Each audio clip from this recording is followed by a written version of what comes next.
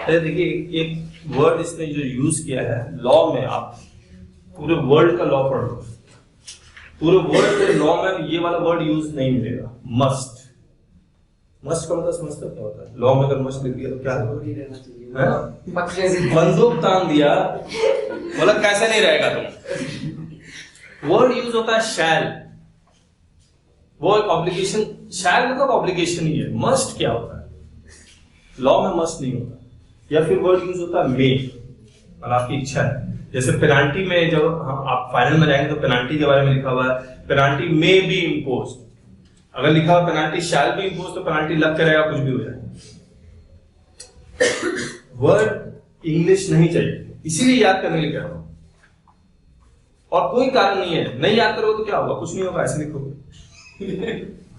Sir यही हाँ और बता दीजिए। अच्छा हाँ, इसने लिखा विजिट, तो उस दिन आपने यही तो कहा था। विजिट का मतलब बताया था, विजिट हमने लिखा था अपनी किताब में।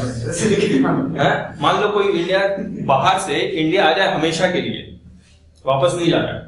ट्रम्प ने सबको उठा के भेज दिया, आओ परमानेंट आया ना, तो परमानेंट आने से भी 182 डेज हो सकता है या नहीं हो सकता?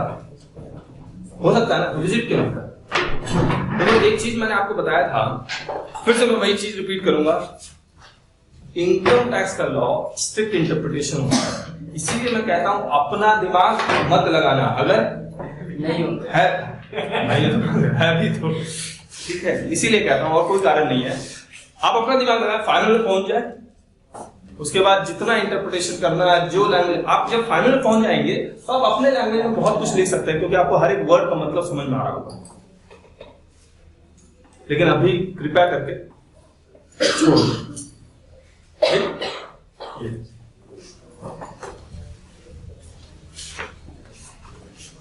और ये टेस्ट हर एक क्लास में दूंगा, जब तक आपको ये समझ में नहीं आ जाता याद कैसे करना है, जो आप भूल चुके हैं वो याद करना आ जाएगा आपको। Plus law, income tax law में जितने भी शब्द हैं वो सब आपके वोकैब में आ जाए। और आप क्या करो, एक अलग से पेज बना लो जहां पर हर एक वर्ड का जो इनकम टैक्स में मीनिंग है अपना, वहां पर लिखना शुरू करो। छोटी सी डायरी ले लो, चाहे कुछ करो लो, और उसे करना। और इनफैक्ट व्हाट्सएप में तो ऑडियो सिस्टम भी है, उसी में रिकॉर्ड करके किसी अपने दोस्तों को भेज दो। यहाँ पर इसका मतलब ये होता है, जैसे मैंने मस्ट का मतलब बताया, आगे प्लीज रिकॉर्ड करो अपने वॉइस में, ताकि आपको याद भी रहे। तो टेक्नोलॉजी का फायदा उठाओ, याद कैसे होगा कोशिश करो, है ना। लेकिन याद करना बहुत जरूरी है। और मैं अगर आप 2 चैप्टर याद कर लेते हैं, बेसिक कॉन्सेप्ट और रेजिडेंशियल स्टेटस के लॉ, तो उसके बाद याद अपने आप होने लगेगा, क्योंकि वो वोकैब में आ जाएगा आपके। आप अपने आप वही सारे वर्ड्स यूज करने लगेंगे। अभी वो वर्ड्स इसलिए यूज नहीं कर पा रहे हैं क्योंकि आपको याद नहीं आ रहा है। तो जब आप वो टिपिकल वर्ड्स होते हैं इनकम टैक्स के, वो याद कर लें। ठीक है, चलिए बताइए रेजिडेंशियल स्टेटस कितना तरह के बताए हैं? रेजिडेंट और कैसे निकलता है, कौन सा सेक्शन से? रेजिडेंट इंडियन इनकम और फॉरेन इनकम कौन से सेक्शन से? 9। और टैक्सेबल नॉट टैक्सेबल सेक्शन 5। ठीक, फिर सेक्शन 6 के कितने पार्ट बताए थे आपको? 1 2 3 4 5 और 6। 1 में किसका था? 2 में एओपी, बीओआई और फॉर्म, और 3 में कंपनी, 4 में लोकल और आर्टिफिशियल ज्यूरिडिकल पर्सन। ये 1 से लेकर 4 तक में कौन सा कंडीशन है? अगर सेटिस्फाई कर गया तो, नहीं किया तो, ये कौन सा कंडीशन है? और एडिशनल कंडीशन किसके लिए एप्लीकेबल है? एडिशनल कंडीशन किसके लिए एप्लीकेबल है?